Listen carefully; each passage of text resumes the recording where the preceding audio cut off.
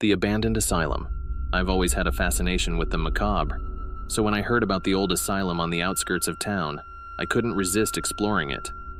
The building had been abandoned for decades, its crumbling facade and broken windows standing as a grim reminder of its dark past. Locals whispered about the horrors that had taken place there, about the tormented souls still trapped within its walls. But I had to see it for myself. One overcast afternoon, armed with my camera and a flashlight, I made my way to the asylum. The front gate hung askew, creaking ominously as I pushed it open. Vines and overgrown weeds choked the path leading to the entrance, and the air was thick with the scent of decay. Inside, the atmosphere was even more oppressive.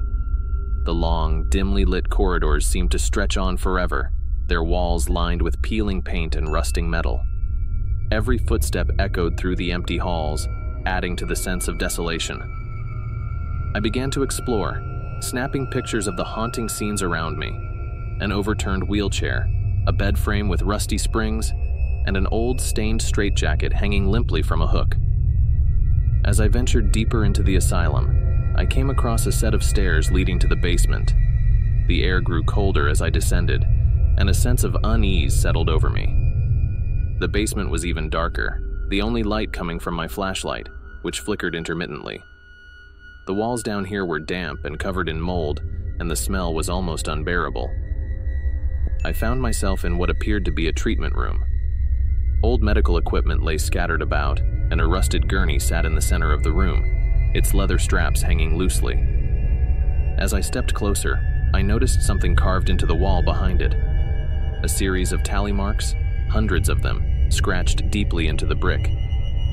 A sudden noise made me jump, and I spun around to see a shadow darting across the room. My heart pounded as I swept the flashlight beam around, but I saw nothing. Trying to calm myself, I told myself it was just a rat or some other small animal. But the feeling of being watched was impossible to shake. I decided to leave the basement and head back upstairs. As I climbed the stairs, the whispers began. Faint at first, they grew louder with each step, echoing off the walls in a cacophony of voices. They spoke in hushed tones, unintelligible, yet filled with anguish and fear. I quickened my pace, desperate to escape the oppressive atmosphere. Back on the main floor, I found myself in what must have been the common area.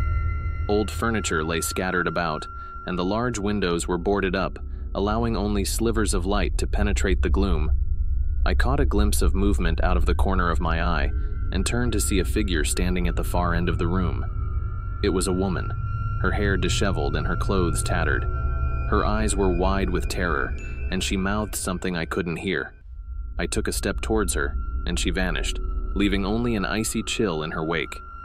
My breath caught in my throat as I realized I had seen one of the asylum's lost souls.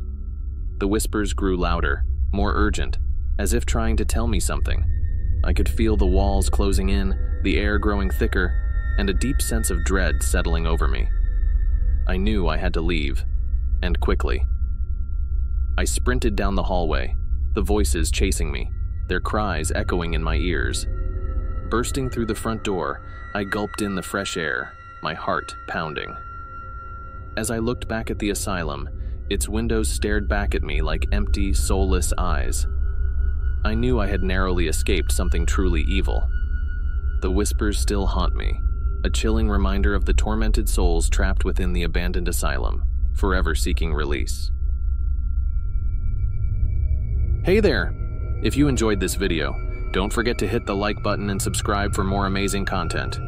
Join us on this exciting journey, and we'll see you in the next video. Take care.